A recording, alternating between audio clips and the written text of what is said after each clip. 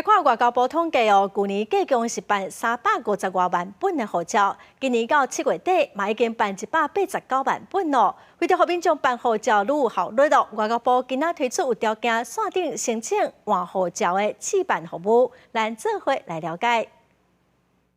去年疫情了，真侪人出国，真侪民众拢要去申办或者是换护照，互外交部领务局逐工拢排甲落长。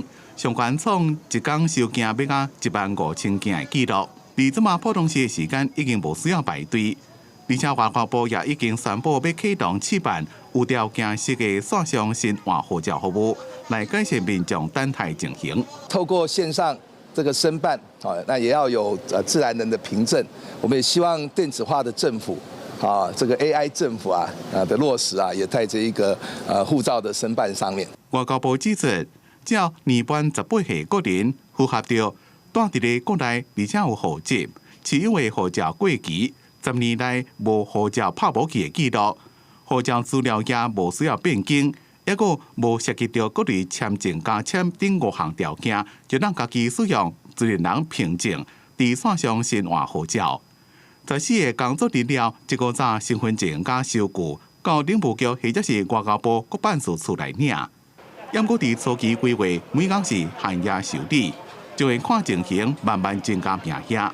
限额目前来讲，一天大概是400到500，全国我们是蛮有信心，在11月、12月左右应该会全面性的来开放。外交部表示，目前伫全国有300多万人有自然人凭证。 以后估计每年会当有20到30万的民众伫这个平台新换护照。在领取护照的时候来现场就行，其他全部都是线上作业。那当然比起来的话，当然是相对方便许多。我本人是住树林那边，对，这样子就要跑很远，就要跑大概40-50分钟，这样可以省很多时间。年轻人会线上换，他们比较方便啊。我们年纪大了，黑拢袂晓啊。 因那大家所关心的外交部长林佳龙，最近常常无伫咧国内，是毋是伫咧为赖总统出访行程伫咧探路？林佳龙表示，因为公务的需要，较常常出国，强调赖总统已经对外讲过，目前是也无安排出访的行程，但是外交部会继续做好准备。记者综合报道。